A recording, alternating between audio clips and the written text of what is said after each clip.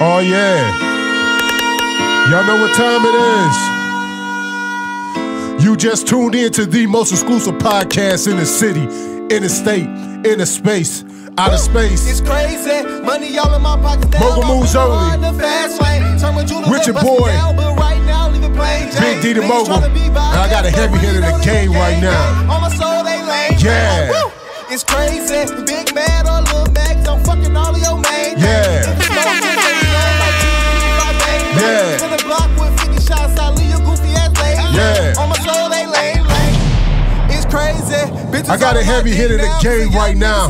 Yeah. Get it, hustle for the I got Shot Town in the building right now. Oh, nah, no shit, man. Y'all already know what it is. Bang. I got the remedy. Shawty is telling me niggas be capping identity. Yeah. I'm the centerpiece that if you mention me, niggas be talking they pretty sweet. 30s Maxwell, blow your ass back, nigga like D-Wade, I carry heat. Pull up on the block, man, they scared of me. I swear to God, yeah, it's death for me. Yeah. Bust it down. Tell my jeweler, go ahead, bust it down. Yeah. Ran through the ice block, they bout to hit that 4 pound. Swear to God, yeah, exclusive. I'm insane, nigga. Draco got a kick back and they kick back. Yeah. Yo. It's crazy. You go ahead and turn that down, Mario. I'm living hard the fast Yo. You just tuned in to the most exclusive podcast in the city. Mogul Moves Only with your boy, Big D the Mogul, a.k.a. Suge Diddy, a.k.a. Illuminati Jack, a.k.a. Big Thanos, a.k.a. Heaven on Earth, a.k.a. Dry Rub Saudi. Why? Because I'm good before the drip. I don't need no sauce. You understand? And I got a heavy hit in the game right now. And before I introduce them real quick, y'all know what I got to do, handle the business. Right now, if y'all listening to this on Spotify, Apple Music, iHeartRadio, to all my listeners out there, I appreciate y'all. Continue to subscribe, share, comment. Same way on YouTube. If you listen to this, subscribe, share, comment. If you'd like to be a guest on Mogul Moves Only, hey, hit up the email, teammogulmedia@gmail.com. Bring that fire with you. Re-recording right now from the most exclusive studio in the city, Mogul Media Studios. So if you ever need a place, man, where you need any type of audio services done, such as your project, EPs, voiceovers, your own podcast, mix and mastering, label services, paperwork, such as, split sheets, producer contracts, hey, man, we got you right here. All you got to do is go to the website, mogulmediallc.com, or you can hit the email, booking@mogulmediallc.com, and we're going to take care of you. So back to the business. I got Chi-Town's finest, by the way, down here in the Triple D. I got MT racked up. What up, though, homie? Man, what's up with it, baby? Hey, nothing much, man. I appreciate you coming on the show. Oh, yeah, appreciate you. I mean, I love to be able to showcase, talent that's, bubbling up. We came into that single, man. Can you kind of tell people about that single and, where they can find it and things like that? Man, it's called Fast Lane. Y'all can go get it on all streaming platforms. It's on everywhere. It's on YouTube. Pretty much the song is like, I came up, I came up in the streets and shit. Okay. So it's like I'm used to seeing like my cousins and my brothers and them riding rims and having, big ass motherfucking watts of money on them and woo, this and that. No doubt. So it's like I reflected that off my past.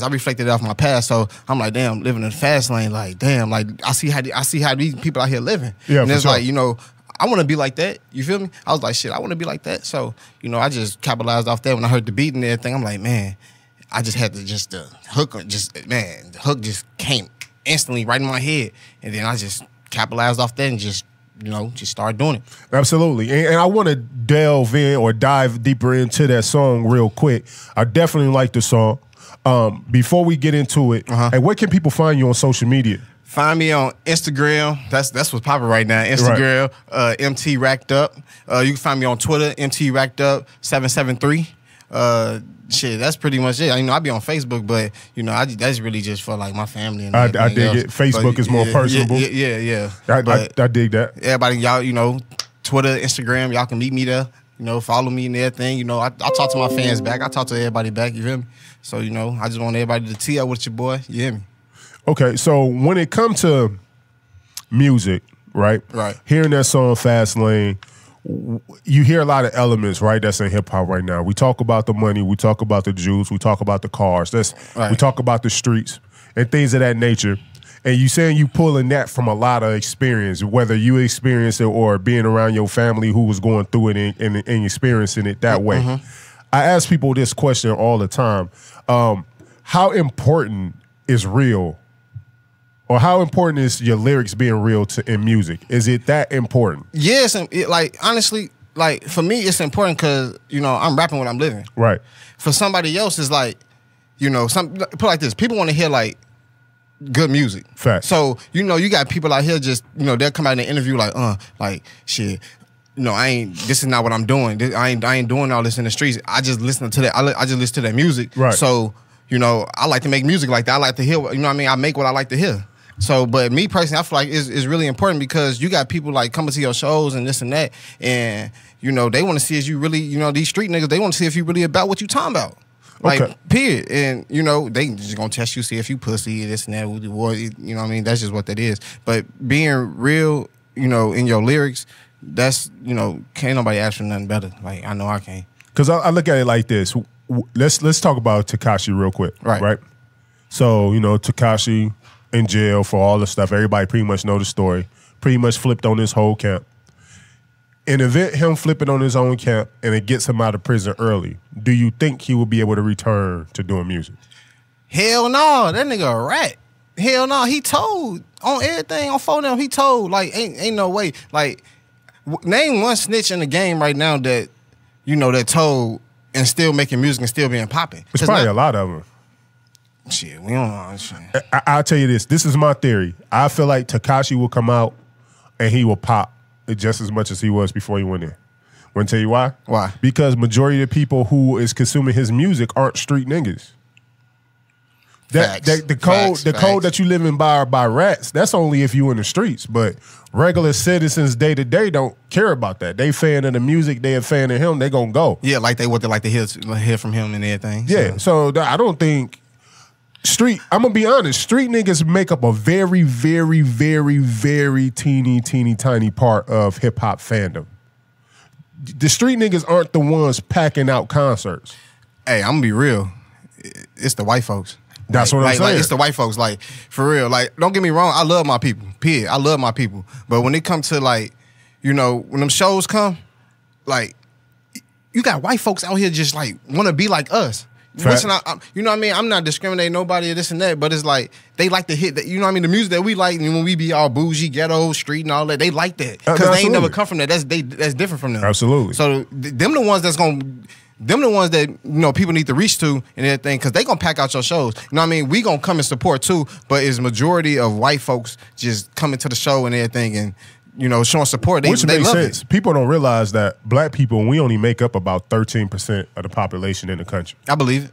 So if majority of it's white, you're gonna always have a more surplus of whites than blacks at a venue if they fans because it's only such a small portion of us, and then there's only a small portion of us that can really afford to go.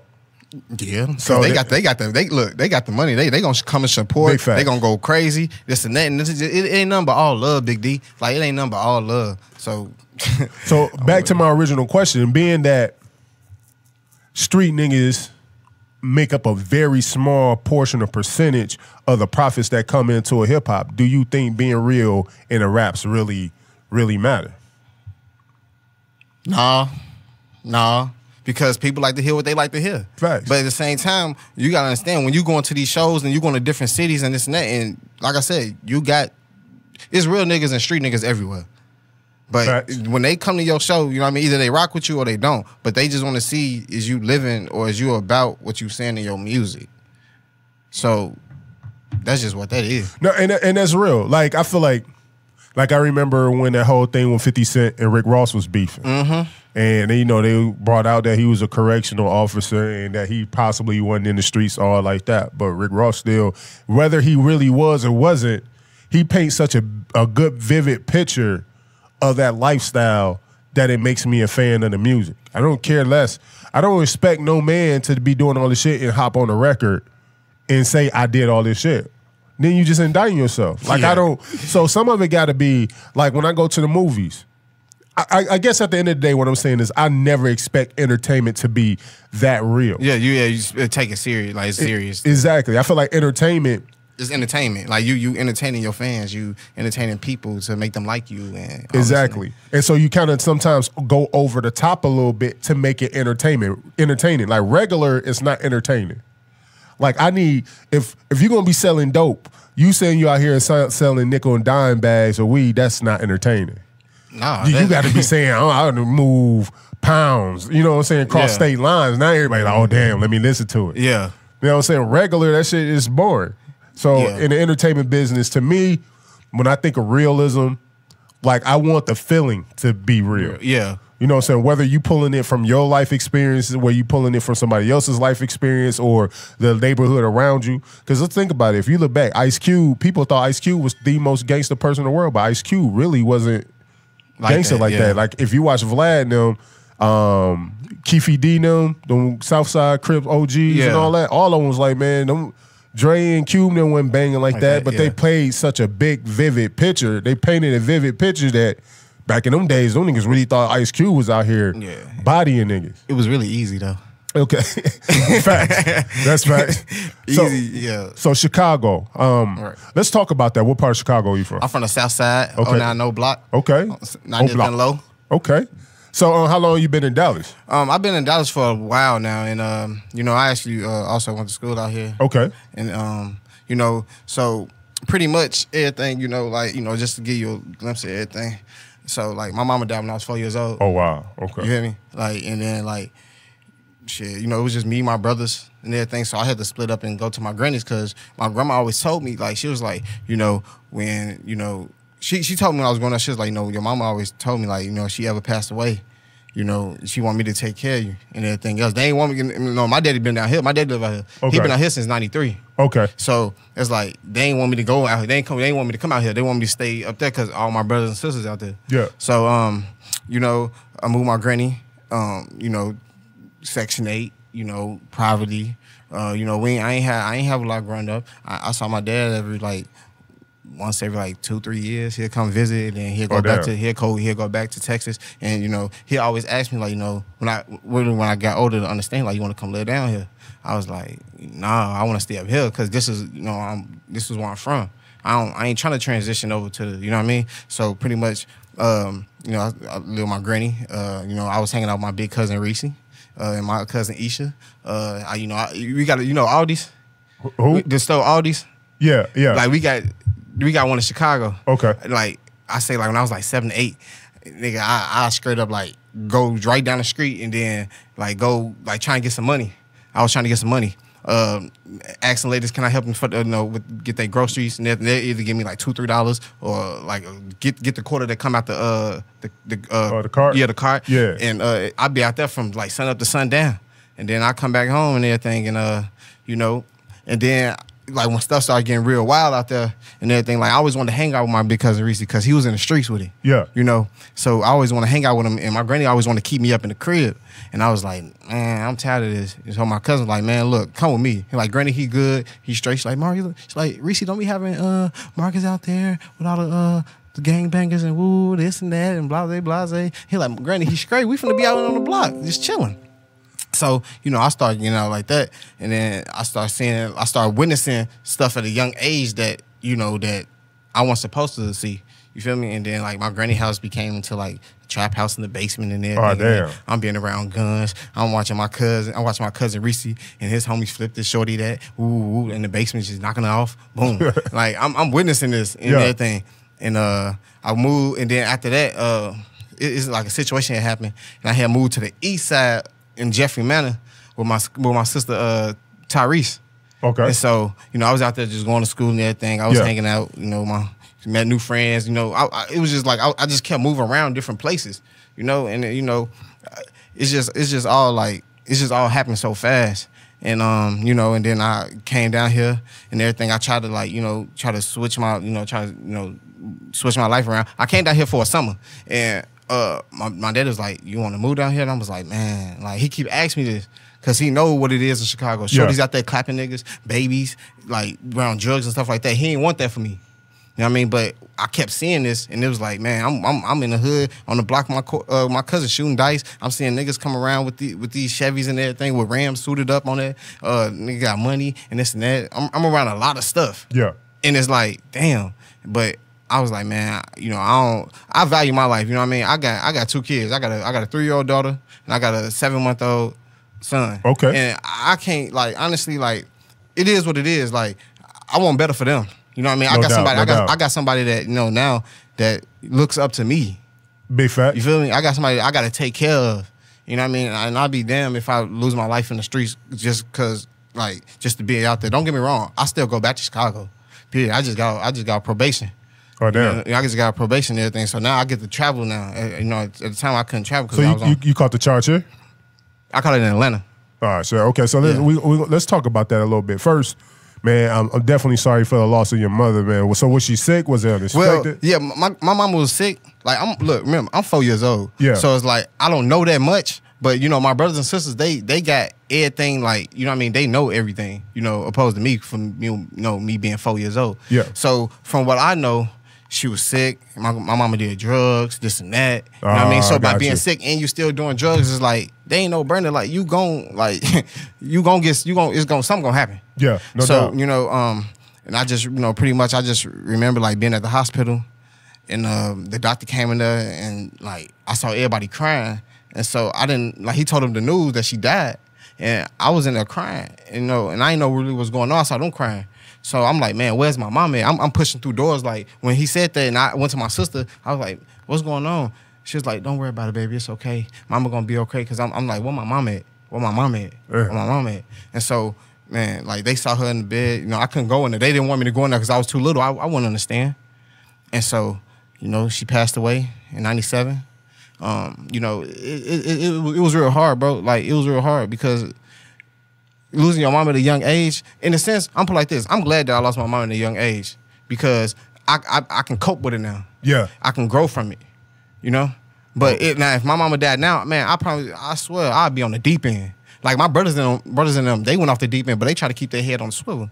So, you know, it was just fucked up all the way around to, yeah. So let's talk about the charge. So, okay, so you catch a charge in Atlanta. What was the charge that you caught? It was a gun charge. Okay. And I had to sit out.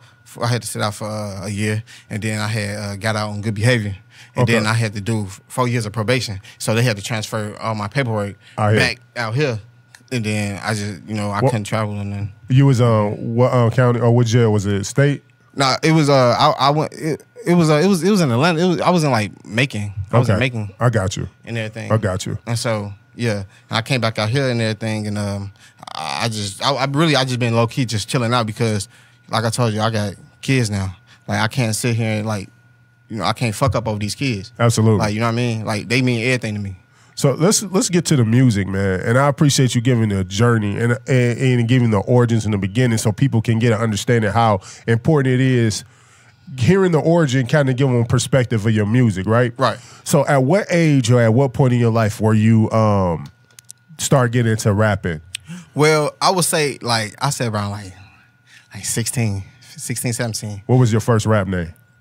MT. MT. So it was just MT. Okay. Yeah, it was just straight MT. And then I put the racked up. Then, like, as I got older, I put the racked up at the end. But it's like I always like made music, but I wouldn't. You know, when you first start off, like, I don't care what nobody say. You're not finna bust out the gate cold as hell. You gotta put some practice and work into it. So I wasn't really confident in none of my raps. Okay. Like, as far as like how I rap and this and that. I mean, it's all real to me because it's me. I know me. But it's like me putting it out there, I ain't had the confidence on the mic to really sit here and put that pain out. But now it's like I got it now. Like, I got it. I always I ain't taking music serious, you know? I ain't take it serious. I just, like, played around with it. Yeah. But now, when I drop Fast Lane, like, I'm like, man, I'm full-fledged. What was your aha moment when you was like, you know what, I'm actually pretty good at this? Oh, yeah. I think it was a few years ago. I had put out, no, actually, I didn't even put it out. No, yeah, I did put it out on SoundCloud. I did a Panda remix. Okay. And then, so I was like, I did it, and then I had got a good reaction. And then it was like, I was like, damn, bro. I'm nice, like cause I had the craft, bro. I had to practice over this shit. Absolutely. So I was like, man, yeah, I'm nice. And so, you know, everybody It was like, yeah, you decent, shorty. Like, you decent. Ooh, woo. I was like, all right. So, and then I started falling back from it because I'm like, man, I don't know. But then I had to build that confidence up. So now I'm all cocky with this shit. Like, I'm like, nigga, I'm good. I'm cold. Like, I'm cold. So when it comes to the music, are you a writer? Are you a freestyler? Or are you more like a collector or a person who may not write, but you constantly go over the lyrics in your mind, or are you a punch in? Really, honestly, I do both. Okay. Like, I do both. Like, I freestyle and then I write. It's just like a little bit of both. Okay. It's just both, you know. Okay. Who's your musical influences? Like, who right now? Growing up, and then who is the top 3 in the game that you would like to work with right now? All right, well, first, growing up, I listened to Wayne, Jewels, Gucci. Them the only ones that I listen to. Okay. Like right now, shit, who I want to work with? I want to work with Meek. Like that's Meek on fire. Everybody trying to get to Meek right now. Hey, I look up to him. He cold. Like, because his music is relatable. It's hella relatable. So I feel like if Meek play it right, he can be your generation's Jay-Z. Hell yeah. He could definitely, you could see like everything just lining in place with his connections to elevate him there if he continue to move the way he's moving. And he's slowly becoming one of the most influential people in hip-hop in y'all generation. Yeah, he just sounded, him and Jay-Z just sounded a little deal together. Yeah. But, it was Meek. Man, it's crazy. I really like Ace Hood. Okay. Like, but it's like he done died down. But I still listen to his old music, like Ace Hood, Meek, who else? I fucking with Lil Durk. Okay. Polo G. Okay. Shit. Well, ooh. It's like a lot. It's a lot. But I try to limit myself and everything. So, Who winning this summer? The City Girls or the City Boys? Like we've been saying this competition, Hot Girl Summer. Like, have you benefited from the Hot Girl Summer yet? Because it seems like girls is now finding a reason now that Megan Thee Stallion dropped to be as hot as they want to be and give 2 fucks about it. Man, look, it's some hot girls out here though. Big fact. For real, some hot girls. But I come from the city in the trenches. So the City Boys always winning. Hey, there you go. We always winning. There you go. Shout out to the City Boys. We always winning. Yeah, we always. You know winning what I'm saying? Yeah, So I don't come too far away from it. I grew up in Detroit. Mm-hmm. You know what I mean? I've been out here since 2010. So, I know a little bit about Chicago. We definitely right there next to each other. And, I'm definitely happy to have you on the show and show that joint, man, and you sharing that single. But I want to get to this point right here. And my favorite part of the show is these bars, man. Uh-oh. And, I always call it breakfast bars because I like to release the freestyle in the morning. So the first thing when people wake up on IGTV, they getting breakfast. They getting fed breakfast bars, man. So I need you to feed the people. Are you ready? I'm ready. Are you ready? I'm ready. Hey, man, I got MT Racked up in the building. Dang. You know what I'm saying? Mogul Moves only. Hey, man, we about to get into this freestyle. Are you ready? I'm ready. Here we go, man. Let's get it. Oh, yeah. Exclusive. Hey, man, these breakfast bars. Hey. Gang. Gang. Hey. Yeah. Yeah. Hey. Mogul Moves only. I got MT Racked up. Shot Time Finest. Gang. Triple D. What up, though? Hi. Hey, always been that nigga. Young niggas out here getting skrilla, young nigga got get it. People out here to be talking. Niggas out here ain't even grinding, nigga, for that little ticket. And I get that bag. I came from a city. Man, it's straight full of sorrows. Might not see if it's tomorrow. People out here know I grind, ho. Hey. Shout out to a nigga Chief Keef. I'm smoking all of this Keef. Yeah. Young nigga ain't high as me. Yeah. I came from a long way. People like ain't in the streets. Yeah. Got that 30 on me now, nigga. You really think it's sweet? Yeah. Gang. Finito. I got money, bitch. I got money. Y'all niggas talking shit. It ain't even funny. Yeah. We pull up on your block. Yeah. Nigga, we dumping. Hey. Hold up. Hey. I'm gonna let that beat drop. I'm finna kill it now. I'm having fun with this shit. Hold up. Mogul Moves only. Hey.